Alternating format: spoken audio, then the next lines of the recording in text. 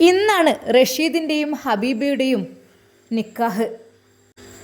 പാവപ്പെട്ട വീട്ടിലെ ഹബീബ വളരെ പ്രതീക്ഷയോടെയാണ് തൻ്റെ പ്രിയപ്പെട്ട ഭർത്താവിൻ്റെ ജീവിതത്തിലേക്ക് കടന്നു വരുന്നത്. രണ്ടുപേരും കുഴപ്പമില്ലാതെ അങ്ങനെ അവരുടെ ദാമ്പത്യ ജീവിതം നയിച്ചുകൊണ്ടിരിക്കുന്നു. എന്നാൽ റഷീദിൻ്റെ കൂട്ടുകാരായ ആളുകളെല്ലാം അത്യാവശ്യം പണമുള്ള കൂട്ടത്തിലായിരുന്നു. കാര്യം മറ്റൊന്നുമല്ല, അത് അവർ വിവാഹം കഴിച്ച് കൊണ്ടുവന്നപ്പോൾ തന്നെ ഭാര്യയ്ക്ക് അത്യാവശ്യം സ്വർണവും പണവുമെല്ലാം നൽകിയിട്ടാണ് അവരുടെ വീട്ടുകാർ കെട്ടിച്ചു വിട്ടത്. എന്നാൽ റഷീദിൻ്റെ പാവം ഭാര്യ ഹബീബ, അവർ പാവമായിരുന്നു. പാവങ്ങളായതുകൊണ്ട് തന്നെ കൂടുതലായിട്ട് സ്വർണവും പൈസയും ഒന്നും കൊടുത്തിട്ടില്ലായിരുന്നു. എന്നാൽ തൻ്റെ കൂട്ടുകാർ വളരെയധികം ആർഭാടമായി നല്ല വസ്ത്രങ്ങളും വിലപിടിപ്പുള്ള വാച്ചുകളും ഫോണൊക്കെ ആയിട്ട് നടക്കുമ്പോൾ ശരിക്കും റഷീദിന് അതൊരു പോരായ്മയായി തോന്നി. എനിക്ക് ഒരു കോടീശ്വരിയായ പെണ്ണിനെ, അല്ലെങ്കിൽ നല്ല പണക്കാരുടെ വീട്ടിലെ പെണ്ണിനെ കല്യാണം കഴിച്ചിരുന്നെങ്കിൽ എനിക്ക് നല്ല സുഖസുന്ദരമായി ജീവിക്കാമായിരുന്നു.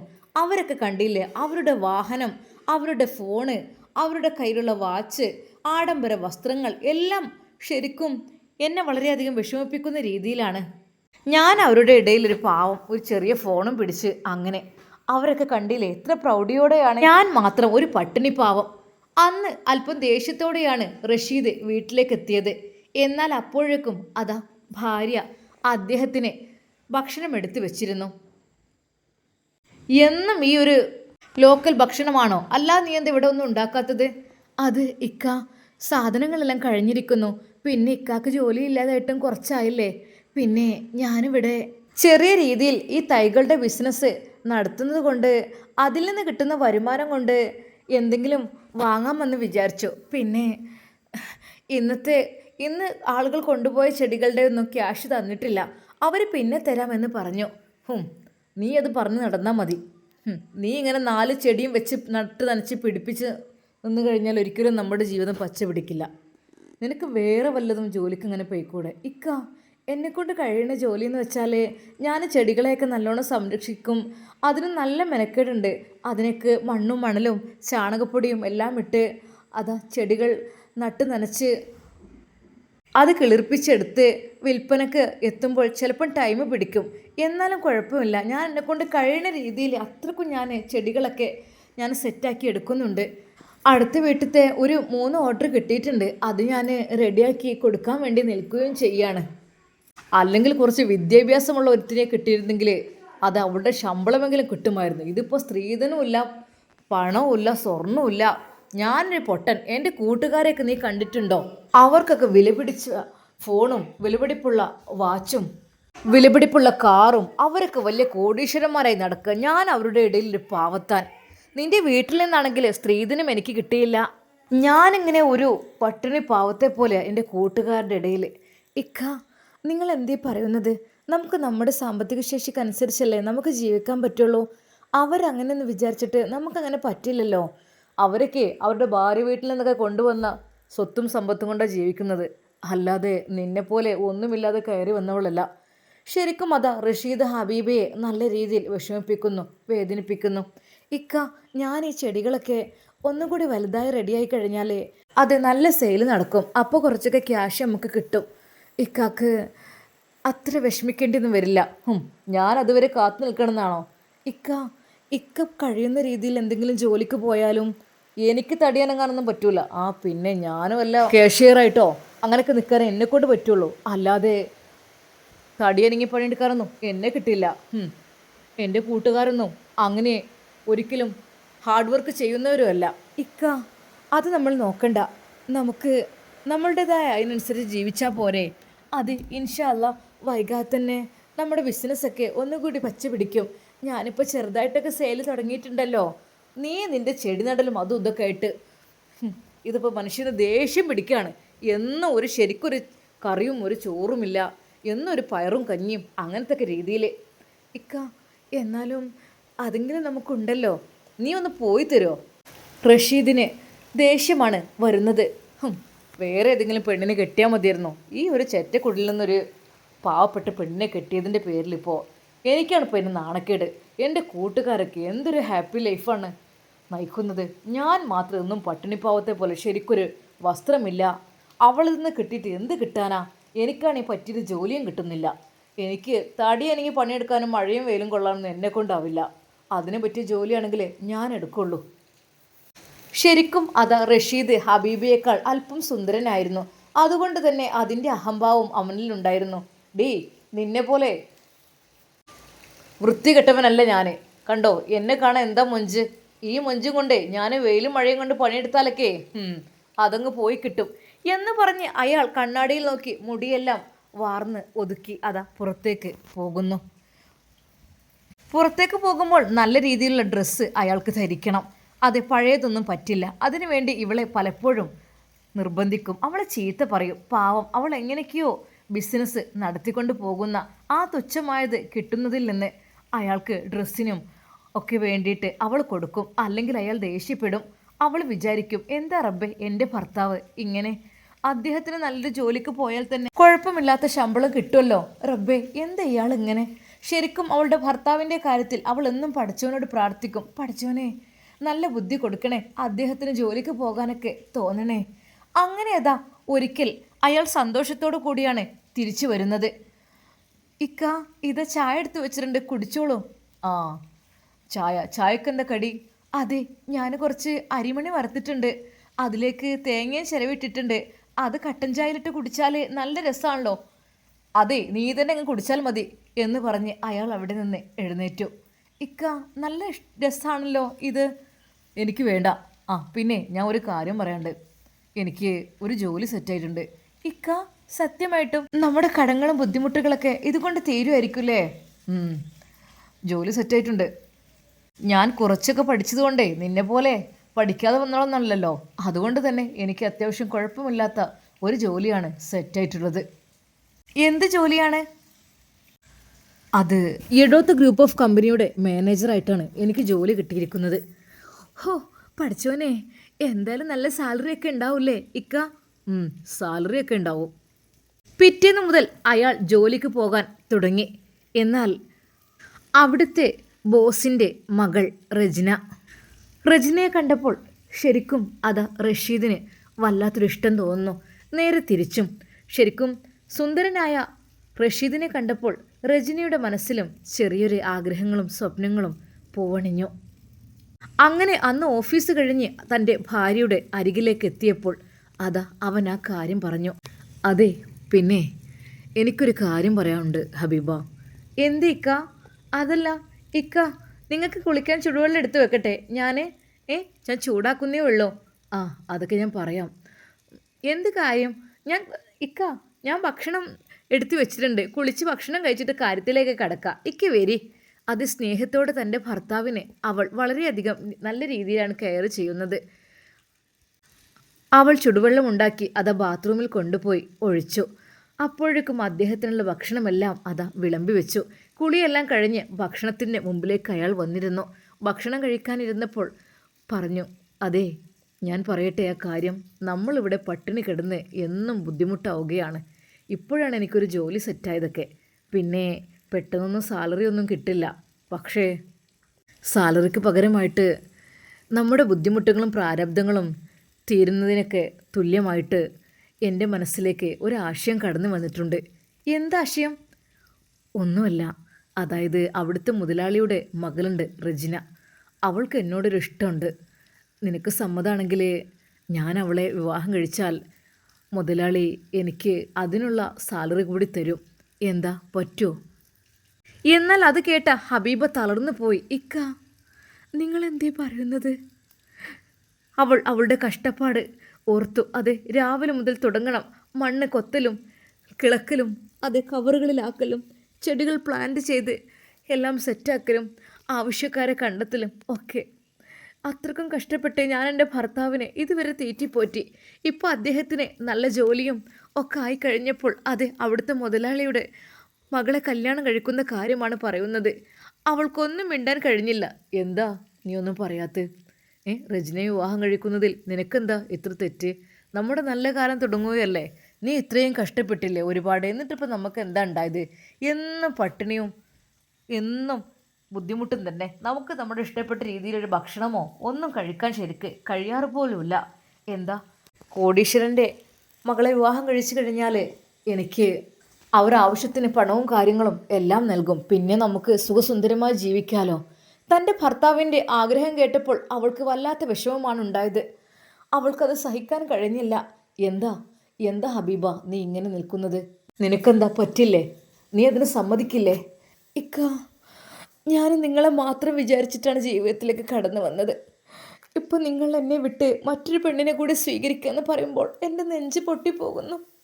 എനിക്കതിന് ആഹാ പിന്നെന്താ, കാലാകാലം ഞാൻ നിൻ്റെ കൂടെ ഇങ്ങനെ ഈ പട്ടിണിയും പ്രാരാബ്ദവുമായിട്ട് കഴിയണമെന്നാണ് നീ പറയുന്നത്? എനിക്കൊരു ജോലി കിട്ടി സെറ്റായപ്പോൾ എനിക്കൊരു പെണ്ണിനെയും കിട്ടിയിട്ടുണ്ട്.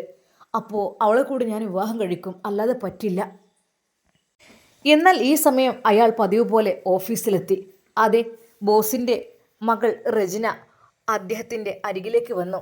കാര്യമൊക്കെ ശരി, എനിക്ക് നിങ്ങളോട് ഇഷ്ടം തോന്നിയിട്ടുണ്ട്, പിന്നെ നിങ്ങൾക്ക് എന്നോടും. പക്ഷേ എനിക്കൊരു കാര്യം പറയാനുണ്ട്.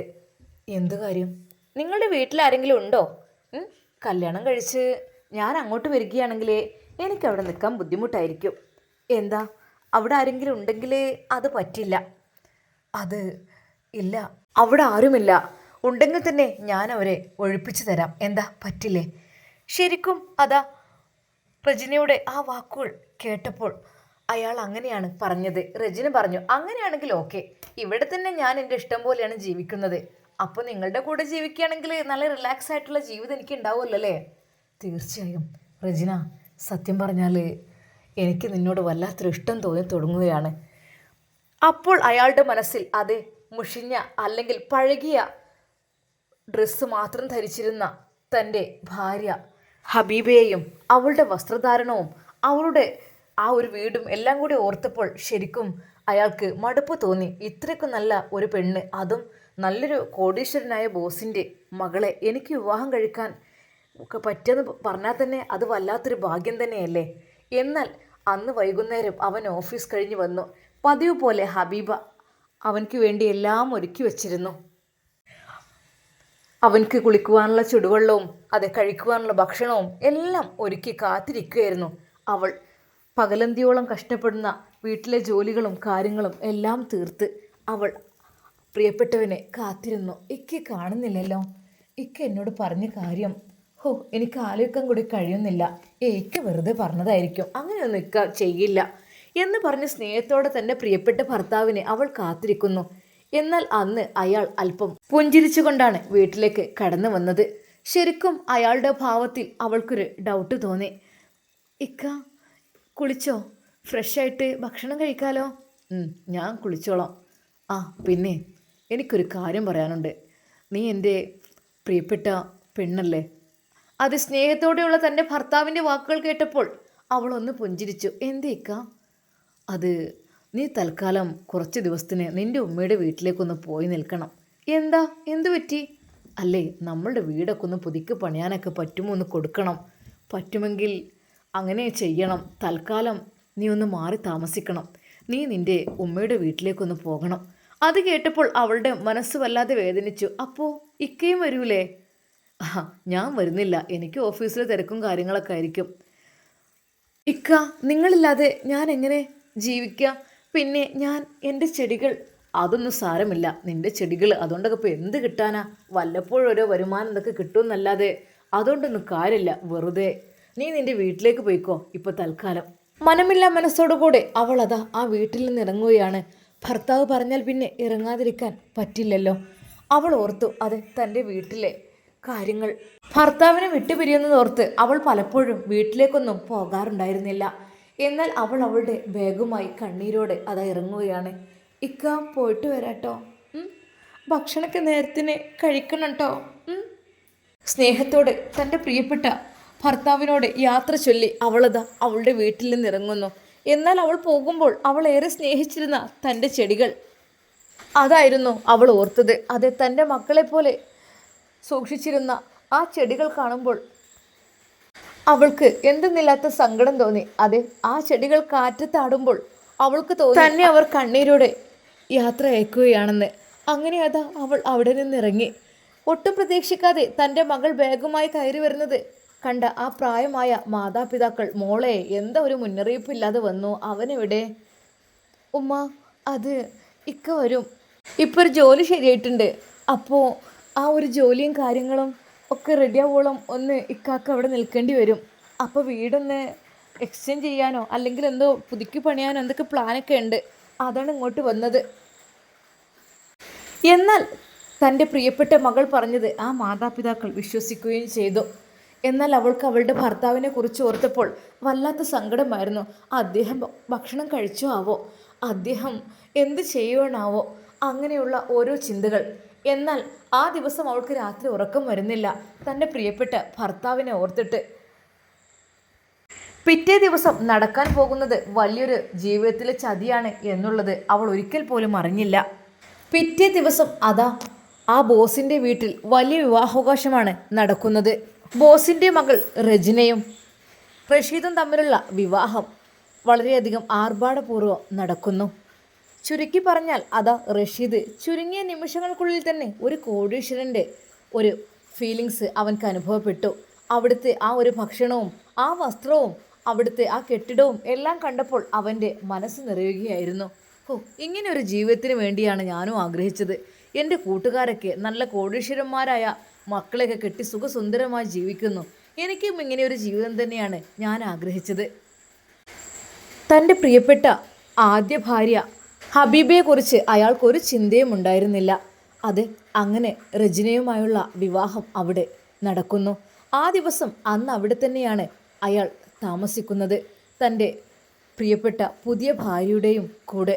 അവർ രണ്ടുപേരും സുഖസുന്ദരമായ ജീവിതത്തിലേക്ക് പ്രവേശിച്ചു കഴിഞ്ഞു. എന്നാൽ പിറ്റേ ദിവസം അതാ നമുക്ക് നിങ്ങളുടെ വീട്ടിലേക്ക് പോകാം എന്ന് അവൾ പറഞ്ഞു. അവൾക്കൊട്ടും അവിടെ ഇഷ്ടമല്ലായിരുന്നു, അവളുടെ പിതാവിൻ്റെ അത്ര വലിയ കൊട്ടാരവും ഒന്നും. അങ്ങനെ അവരുടെ ആ ഒരു കൊച്ചു കുടിലിലേക്ക് അവളുമായി റഷീദ് പോകുകയാണ്.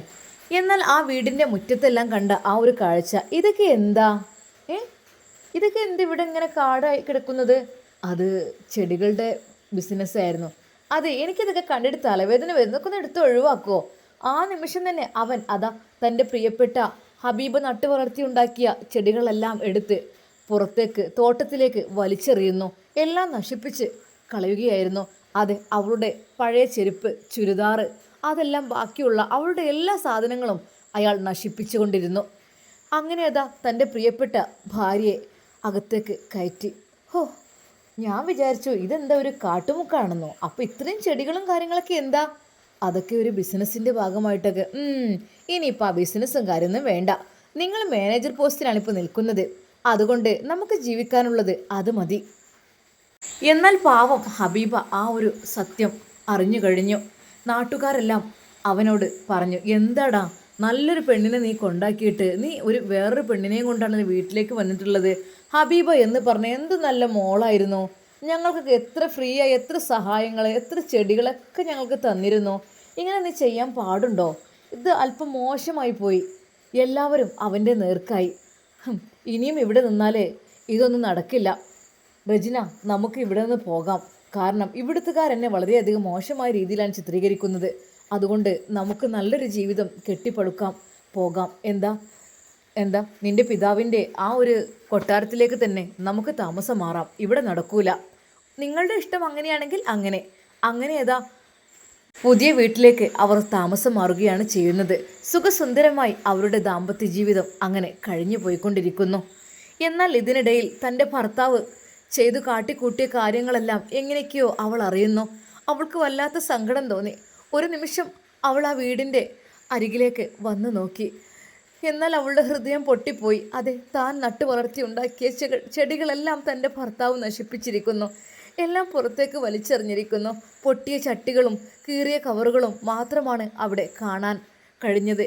മാത്രമല്ല പുല്ലും കാടും കൊണ്ട് നിറഞ്ഞ വീടും പരിസരവും വൃത്തിയാക്കാനും മുറ്റമടിച്ചു വാരാനും ആരുമില്ലാതെ ഞാൻ എങ്ങനെ കൊണ്ടു നടന്ന വീടായിരുന്നു ഇത്. വീട് ചെറുതാണെങ്കിലും വളരെയധികം മനോഹരമായ വൃത്തിയുള്ള വീടായിരുന്നു. അതുകൊണ്ട് തന്നെ ഇപ്പോൾ ആ ഒരവസ്ഥ കണ്ട് അവൾ ഹൃദയം പൊട്ടി കരഞ്ഞു. അവൾ വീട്ടിലേക്ക് എത്തിയപ്പോൾ അവളുടെ ഉമ്മ പറഞ്ഞു, മോളെ ഒന്നും കൊണ്ട് വിഷമിക്കണ്ട, പോയതൊക്കെ പോയി, പറഞ്ഞിട്ട് കാര്യമില്ല. നിൻ്റെ ഭർത്താവും അങ്ങനെ പോയി, നിൻ്റെ ചെടികളും ബിസിനസ്സൊക്കെ അങ്ങനെ പോയി. എന്നാൽ പലരും അതാ അവളെ തേടി വന്നു. അതെ ഹബി, ഇന്ന് ചെടിയില്ലേ? ഏതൊക്കെ ചെടി വന്നിട്ടുണ്ട്? എന്നാൽ അവൾ ഓർത്തു, ഇല്ല, ഞാൻ ചെടിയെ സ്നേഹിച്ച ഒരു പെൺകുട്ടിയായിരുന്നു. പക്ഷേ എൻ്റെ ജീവിതത്തിലെ ഏറ്റവും നല്ല കാര്യങ്ങളെല്ലാം ഇല്ലാതായിരിക്കുന്നു. എനിക്ക് മനസ്സിൻ്റെ ഉള്ളിൽ എൻ്റെ ഒരു സ്വപ്നമാണ് ചെടികൾ എന്നുള്ളത്. പക്ഷേ എല്ലാം നശിപ്പിച്ചത് കണ്ടപ്പോൾ നെഞ്ച് പൊട്ടിപ്പോയി. അത് തൻ്റെ പ്രിയപ്പെട്ട ഭർത്താവിനെ എത്രയൊക്കെ തന്നെ ഞാൻ നോക്കിയിട്ടും എന്നോടൊരല്പം പോലും ദയ കാണിക്കാതെ അയാൾ. സാരമില്ല. എങ്കിലും അവൾക്ക് തോന്നി, ഇല്ല, എല്ലാവരും എന്നോട് ചെടി ചോദിക്കുന്നുണ്ട്, എല്ലാവരും പലതും ചോദിക്കുന്നു, അതിന് ഞാനിങ്ങനെ കരഞ്ഞിരുന്നാൽ മതിയാവില്ലല്ലോ. ആ നിമിഷം തന്നെ അവൾക്ക് തോന്നി, അതാ അവരുടെ വീട്ടിൽ അലക്ഷ്യമായി കിടന്നിരുന്ന, തോട്ടത്തിൽ കിടന്നിരുന്ന ഒരുപാട് മണി പ്ലാന്റ്സിൻ്റെ വള്ളികൾ അവൾ അതിൽ ഓരോന്നായി അതാ പറിച്ചെടുത്തു. അതിൻ്റെ 2-3 ഇലകളുള്ള തണ്ടുകൾ അവൾ ശേഖരിച്ചു. അത് കടയിൽ നിന്ന് കൊണ്ടുവരുന്ന കവറുകളിൽ മണ്ണ് നിറച്ച് അവൾ അതിൽ ഓരോ പ്ലാന്റ്സ് നട്ടു തുടങ്ങി. അവൾക്ക് തോന്നി, ഇല്ല, എൻ്റെ ജീവിതം ഇങ്ങനെ വിഷമിച്ച് കഴിയാനുള്ളതല്ല ഒരിക്കൽ പോലും. എൻ്റെ ജീവിതം കൊണ്ട് എന്തെങ്കിലുമൊക്കെ എനിക്ക് ചെയ്യണം, എൻ്റെ മാതാപിതാക്കൾക്ക് സഹായിക്കണം എന്നവൾക്ക് തോന്നി.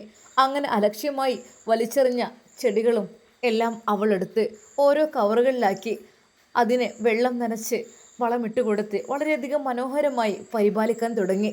എന്നാൽ വീട്ടിലേക്ക് ചെടി അന്വേഷിച്ച് വരുന്ന ആളുകൾ, അതെ, ആ മണി പ്ലാന്റ് കൊടുക്കുമോ?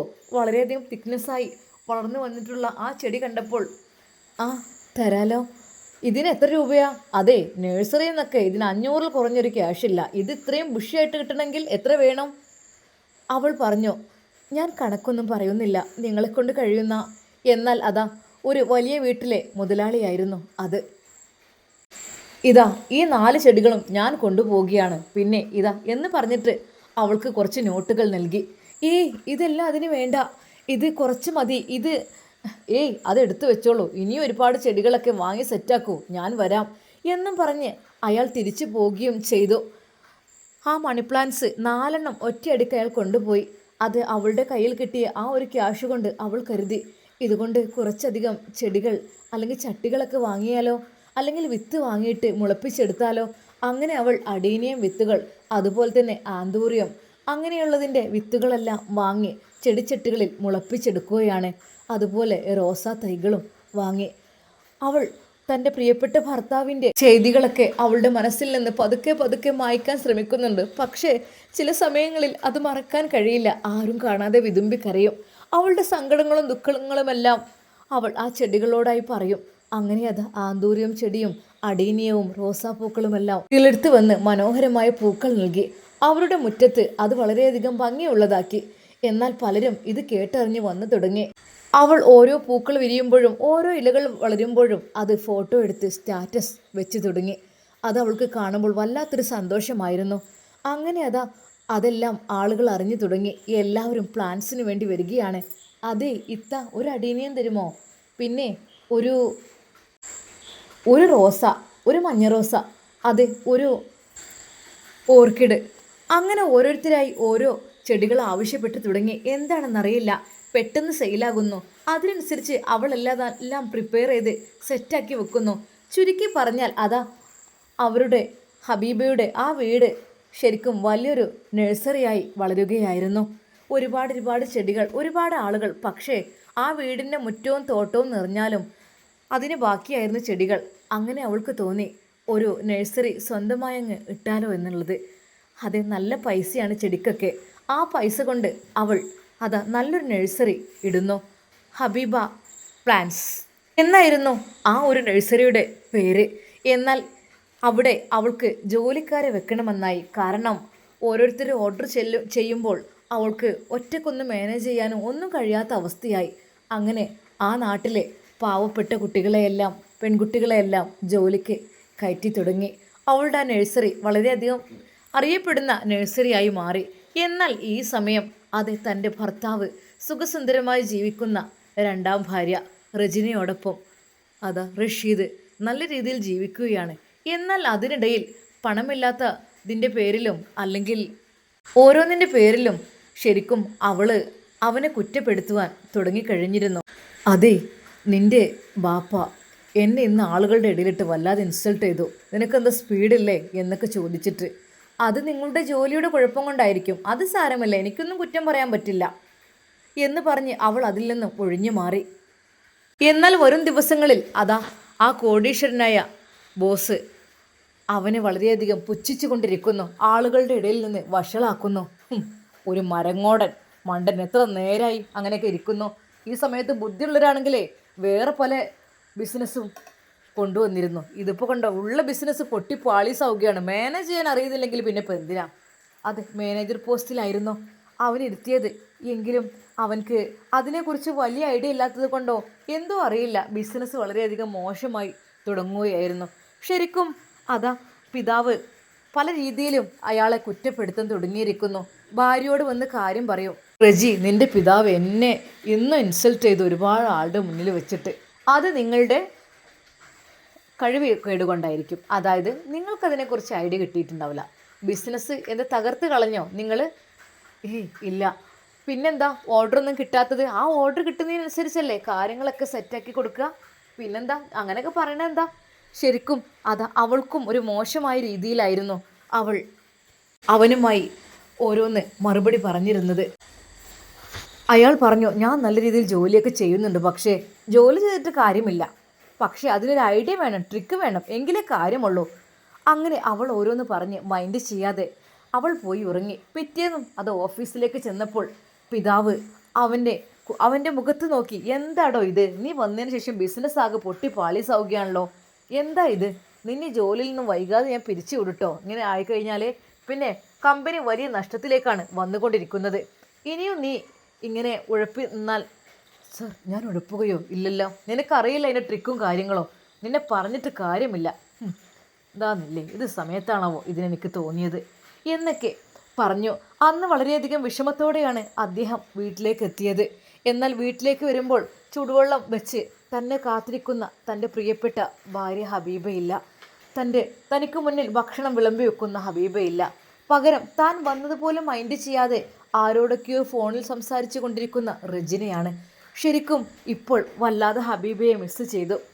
ഹബീ, ഞാൻ നിന്നെ ഒരുപാട് ഉപദ്രവിച്ചു, ഒരുപാട് നിന്നെ കളിയാക്കി, പണമില്ലാത്തവൾ, പാവപ്പെട്ടവൾ അങ്ങനെയൊക്കെ പറഞ്ഞ് കോടീശ്വരന്മാരുടെ കൂടെ ഞാൻ ജീവിച്ചു. പക്ഷേ ഒറ്റൊന്നിനു പോലും പരസ്പരം സ്നേഹമില്ല.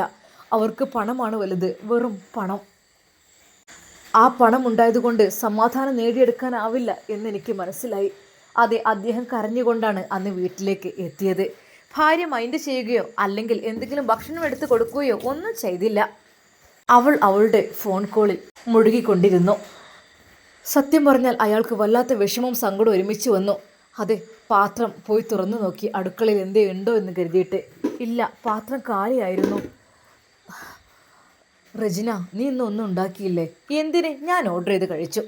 നിങ്ങളും കഴിച്ചു വന്നോട്ടെ എന്ന് ഞാനും കരുതി. ശരിക്കും അയാൾക്ക് സങ്കടം വരികയായിരുന്നു. കാരണം കയ്യിൽ 5 പൈസയില്ല, ഈ മാസത്തെ സാലറി കിട്ടിയിട്ടില്ല. പിന്നെ ഞാൻ എങ്ങനെ?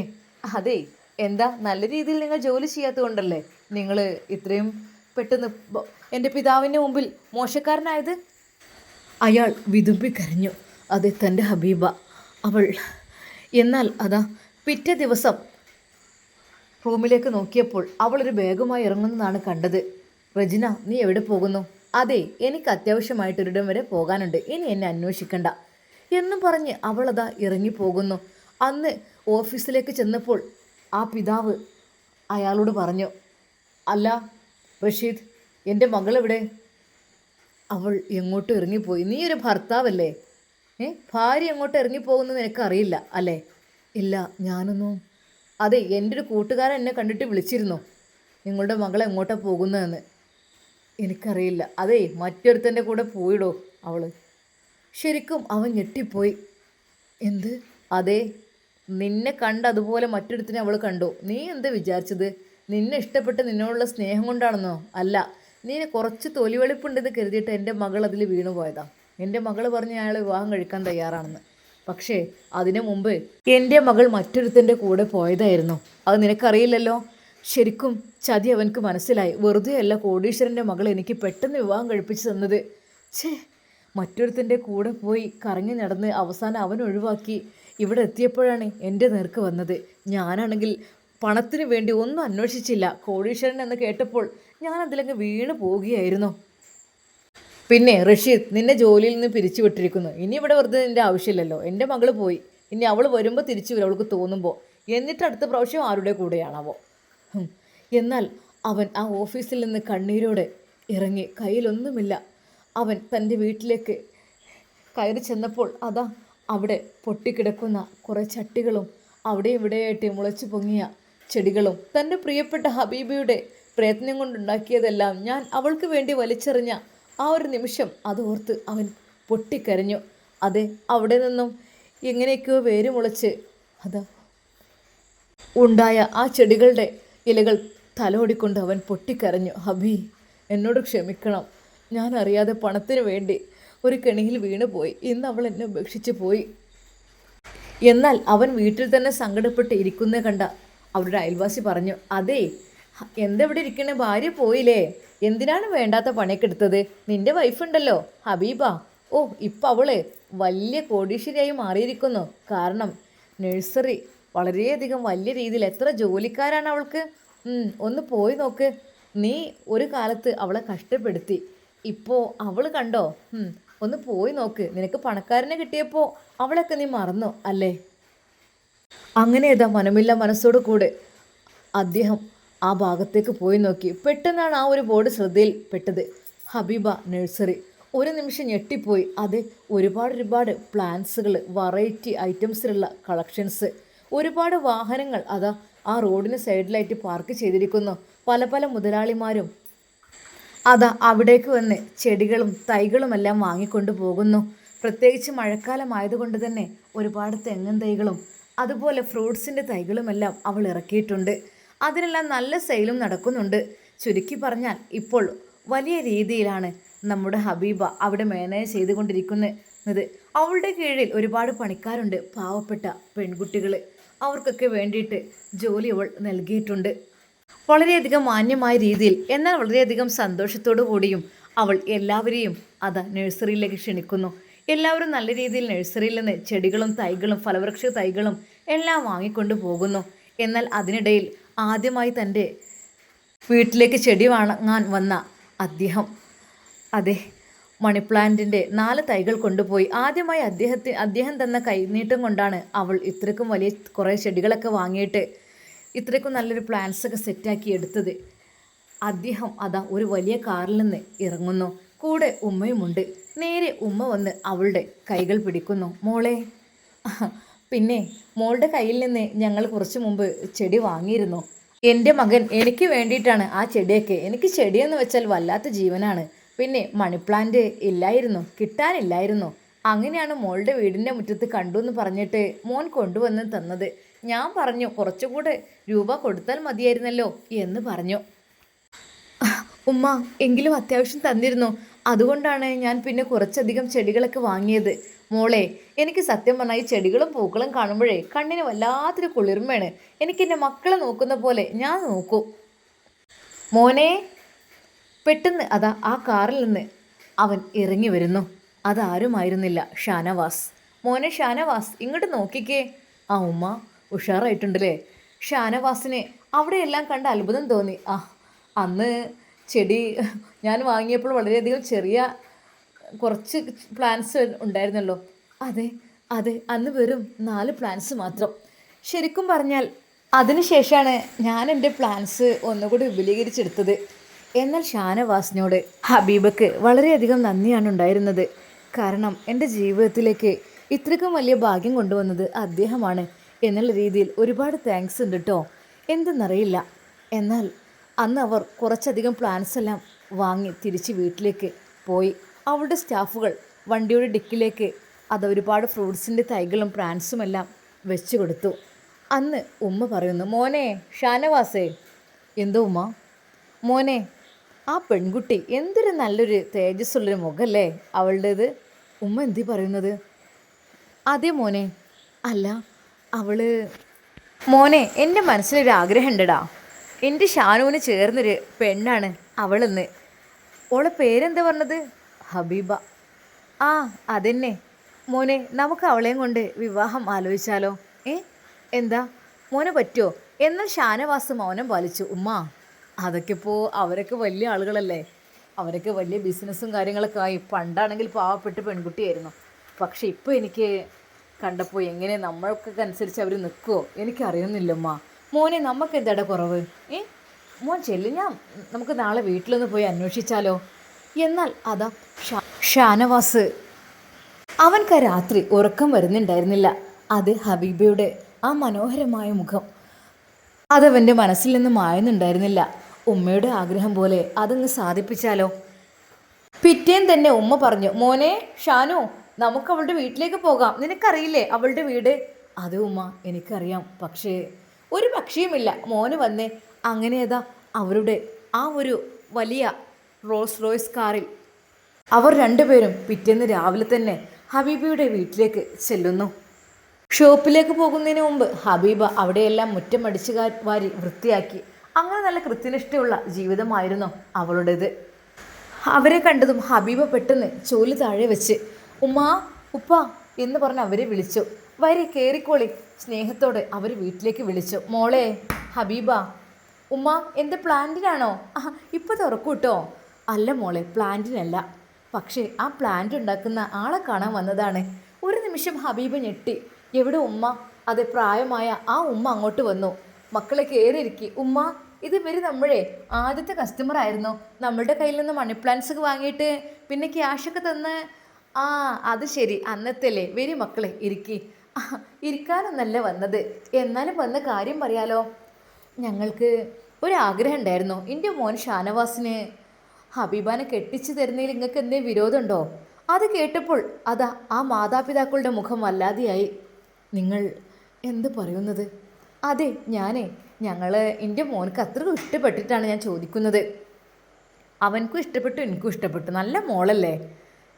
നല്ല. എന്നാൽ അവർ പറഞ്ഞു, അതെ ക്ഷമിക്കണം, ഞങ്ങളുടെ മോളുടെ വിവാഹം കഴിഞ്ഞ് അവൾ ഒഴിവാക്കി നിൽക്കുകയാണ്. അതായത് അവൾക്ക് ഭർത്താവ് ഉണ്ടായിരുന്നു, പക്ഷേ പിന്നീട് ഡൈവേഴ്സ് ചെയ്തു. ഇപ്പോൾ അവൾ ഡൈവേഴ്സ് കേസിലാണ് നിൽക്കുന്നത്. ഇപ്പോൾ ആരുമില്ല, ആരുമായിട്ടും ബന്ധമില്ല. ഷാനവാസ് മോനെന്ന് പറഞ്ഞാൽ ആദ്യത്തെ വിവാഹമല്ലേ. ഞങ്ങളെ മോളെന്ന് വെച്ചാൽ ഒരു വിവാഹം കഴിഞ്ഞ് അവളെ മൊഴി ചൊല്ലിയിരിക്കുകയാണ്. അതുകൊണ്ട് ഞങ്ങൾ എങ്ങനെയത്? എന്നാൽ അത് കേട്ടപ്പോൾ ഉമ്മയുടെ മുഖം ഒന്ന് വല്ലാതെയായി. നേരെ ഷാനവാസിൻ്റെ മുഖത്തേക്ക് നോക്കി. മോനെ, ഇനി എന്താ ചെയ്യാടാ? അവള് വിവാഹം കഴിഞ്ഞതാണത്രേ. ഉമ്മ, വിവാഹം കഴിഞ്ഞിട്ടുണ്ടെങ്കിൽ അവൾ മൊഴി ചൊല്ലിയതല്ലേ, അതിനിപ്പോൾ എന്താ? എനിക്ക് അവളെ സ്വീകരിച്ചൂടെ? മോനെ, ശരിക്കും അതാ. ആ ഷാനവാസിൻ്റെ വാക്കുകൾ കേട്ടപ്പോൾ ഉമ്മയുടെ കണ്ണുകൾ വിടർന്നു. മോനെ, സത്യമായിട്ട് നീ പറയുന്നത് നിനക്ക് കുഴപ്പമില്ലേ? ഇല്ലമ്മ, എന്ത് കുഴപ്പം? ഒരു കുഴപ്പമില്ല. എന്താ അവളെ കണ്ടിട്ട് തോന്നുന്നുണ്ടോ വിവാഹം കഴിപ്പിച്ചതാണെന്ന്? എന്നാൽ ഷാനവാസ് പറഞ്ഞു, ഹബീബ, എനിക്ക് നിന്നെ ഇഷ്ടമാണ്. എനിക്ക് നിന്നെ ഒത്തിരി ഇഷ്ടമാണ്. എൻ്റെ ജീവിതത്തിലേക്ക് വരാൻ നീ തയ്യാറാകുമോ? എന്നാൽ ഹബീബ പറഞ്ഞു, അത് എനിക്കിപ്പോൾ വിവാഹ ജീവിതത്തിനോടൊന്നും വല്ലാത്തൊരു ഇതൊന്നുമില്ല. കാരണം ഒരിക്കലും ഞാൻ ചതിക്കപ്പെട്ടതാണ്.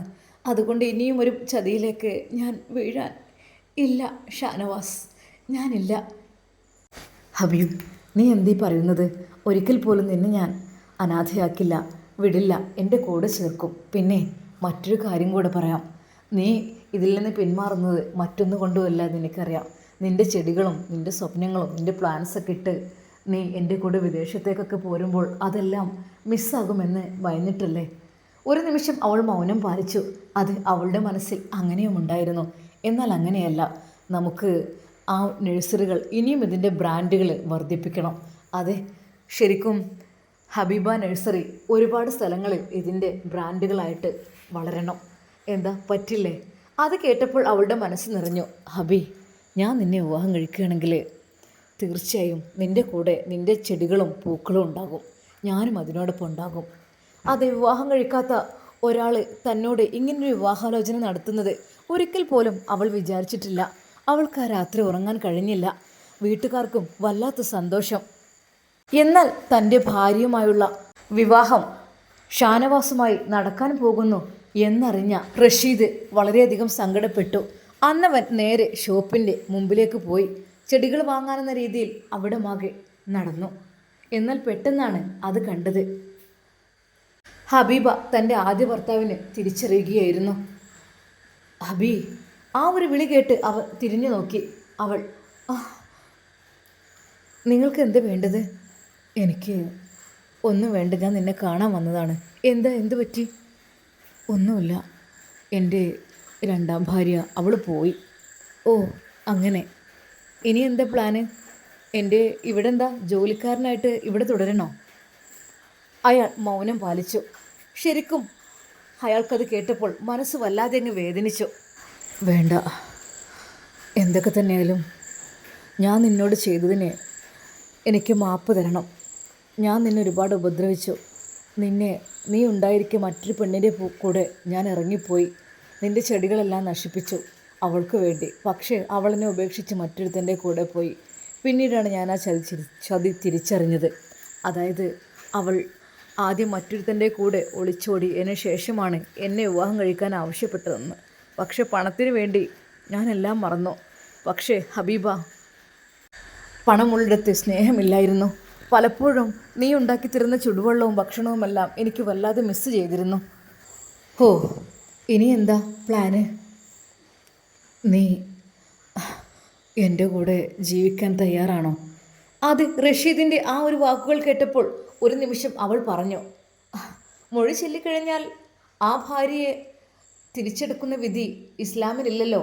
നിങ്ങൾ എൻ്റെ മേലിലെ 3 മൊഴിയും ചൊല്ലിയതല്ലേ. പിന്നെ എന്നെ വേറൊരാളെ വിവാഹം കഴിച്ചതിന് ശേഷം മാത്രമേ ഇനി തിരിച്ചെടുക്കാൻ പാടുകയുള്ളൂ എന്നുള്ള ആ ഒരു നിയമം നിങ്ങൾക്കറിയില്ലേ, ഇസ്ലാമിൻ്റെ നിയമം? അല്ലാതായിക്കഴിഞ്ഞാൽ ആളുകൾക്കിതൊരു ശീലമായി മാറും. അതായത് ഡൈവേഴ്സ് ചെയ്യലും വീണ്ടും തിരിച്ചെടുക്കലും. അങ്ങനെ ഒരു കുട്ടിക്കളി ഇസ്ലാമിലില്ല എന്ന് നിങ്ങൾക്കറിയില്ലേ? അതുകൊണ്ട് നിങ്ങൾ എന്നെ 3 മൊഴിയും ചൊല്ലിയ സ്ഥിതിക്ക് ഞാൻ നിങ്ങളുടെ ഭാര്യയല്ല. ഞാനും നിങ്ങളും അന്യ സ്ത്രീ പുരുഷന്മാരാണ്. ഇനി അഥവാ നിങ്ങൾക്ക് എന്നെ വിവാഹം കഴിക്കണമെന്നുണ്ടെങ്കിൽ തന്നെ എന്നെ ഒരാൾ കല്യാണം കഴിച്ച് വീണ്ടും ഒഴിവാക്കിയതിന് ശേഷം മാത്രമേ നിങ്ങൾക്ക് എന്നെ നിക്കാഹ് കഴിക്കാൻ പറ്റുകയുള്ളൂ. പക്ഷേ ഞാൻ ഒരു കാര്യം പറയാം, എനിക്കതിന് താല്പര്യമില്ല. ഇനിയും നിങ്ങളുടെ കൂടെ ജീവിച്ചിട്ട് പിന്നെ നിങ്ങൾ മറ്റൊരുത്തിയെ പണക്കാരത്തിയെ കാണുമ്പോൾ അവളുടെ കൂടെ പോയി എല്ലാം വിട്ടെറിഞ്ഞ് എന്നെ ഉപേക്ഷിച്ച് എന്നെ വീട്ടിൽ നിന്ന് ഇറക്കി വിട്ട് അത് എൻ്റെ ചെടികളെല്ലാം നശിപ്പിച്ച് അത്രയ്ക്കും ഞാൻ നിങ്ങളെ സ്നേഹിച്ചിരുന്നു. അത്രക്കും നിങ്ങൾക്ക് വേണ്ടി ഞാൻ ത്യാഗം സഹിച്ചിരുന്നു. ഞാൻ മാത്രം ജോലി ചെയ്തിട്ട് ആ വീട് മൊത്തത്തിൽ ഞാൻ കൊണ്ടു നടന്നിരുന്നു. പക്ഷേ നിങ്ങൾക്കത് പറ്റിയില്ല. നിങ്ങൾക്ക് പണക്കാരികളെയായിരുന്നു ഇഷ്ടം. എന്ത് ചെയ്യാൻ, ഞാൻ എൻ്റെ കണ്ണീരോടെയാണ് നമ്മുടെ ജീവിതത്തിലുള്ളത് സമ്പാദിച്ചിരുന്നത്.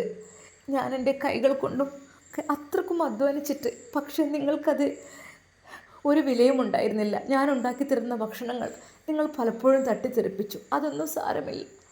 നിങ്ങൾ എന്നെ ഇറക്കി വിട്ടല്ലോ മറ്റൊരുത്തിയെ വീട്ടിലേക്ക് കൊണ്ടുവരാൻ വേണ്ടിയിട്ട്. അതാണ് എൻ്റെ നെഞ്ച് പൊട്ടിയത്. നിങ്ങൾ എന്ത് ഉപദ്രവിച്ചാലും കുഴപ്പമില്ല. പക്ഷേ നിങ്ങൾ മറ്റൊരുത്തിയെ സ്നേഹിക്കുന്നു, അവളെ വിവാഹം കഴിക്കുന്നു എന്ന് പറഞ്ഞതോടുകൂടെ എൻ്റെ എല്ലാം നഷ്ടപ്പെട്ടു. അത് എൻ്റെ റഷീദ് എൻ്റെ മനസ്സിൽ നിന്ന് എന്നോ മാഞ്ഞുപോയി. പിന്നീട് നിങ്ങളുടെ തൊലാക്ക് ചൊല്ലിയ കത്തും കാര്യങ്ങളും അതെല്ലാം നോട്ടീസെല്ലാം കിട്ടിയപ്പോൾ ഇനി എനിക്കൊരു ജീവിതം ഉണ്ടാകില്ല എന്ന് വിചാരിച്ചതാണ്. പക്ഷേ എന്തെന്നറിയില്ല, ആ മനുഷ്യൻ ഷാനവാസ് എന്ന പേരുള്ള ആ ഒരു മനുഷ്യനാണ് എന്നെ രക്ഷിച്ചത്. പെട്ടെന്നാണ് അതാ ആ ഒരു റോൾസ് റോയ്സ് കാറിൽ ആരൊക്കെയോ വന്നിറങ്ങുന്നത് കണ്ടത്. അതിൽ ഷാനവാസ് ആയിരുന്നു മുന്നിൽ. ഹബീബ എന്ന് പറഞ്ഞുകൊണ്ട് ഷാനവാസ് അതാ അങ്ങോട്ട് വരുന്നു. ഇതാരാണ്? ഒരു നിമിഷം അവൾ മൗനം പാലിച്ചു. എന്നാൽ പറഞ്ഞു, അതാ റഷീദിൻ്റെ മുഖത്ത് നോക്കി. ആ പിന്നെ ഞങ്ങളുടെ വിവാഹമാണ്. ഇനി എല്ലാവരോടും പറയണം. ഡേറ്റൊക്കെ ഏകദേശം ഫിക്സായി തുടങ്ങുന്നു. അപ്പോൾ അറിയിക്കാം കേട്ടോ. ശരിക്കും അത് കേട്ട റഷീദ് ഒന്ന് ഞെട്ടിപ്പോയി. അത് അവൻ്റെ കണ്ണുകളെ വിശ്വസിക്കാൻ കഴിയുന്നില്ല. സുന്ദരനായ ഒരു യുവാവ്, അതും നല്ല പണക്കാരനായ യുവാവാണ് അവളുടെ ജീവിതത്തിലേക്ക് പുതുമണവാളനായി വന്നത്. എൻ്റെ ജീവിതം നായ നക്കി. അതായത് ഞാനായിട്ടാണ് നല്ലൊരു ജീവിതം തട്ടിത്തെറിപ്പിച്ചത്. ഇപ്പോഴിതാ തീരെ വിവാഹം കഴിക്കാത്ത നല്ലൊരു യുവാവ് അവളെ വിവാഹം കഴിക്കുവാനായി അതാ മുന്നോട്ട് വന്നിരിക്കുന്നു. ശരിക്കും റഷീദിനെ തൻ്റെ തെറ്റുകളെല്ലാം മനസ്സിലായി.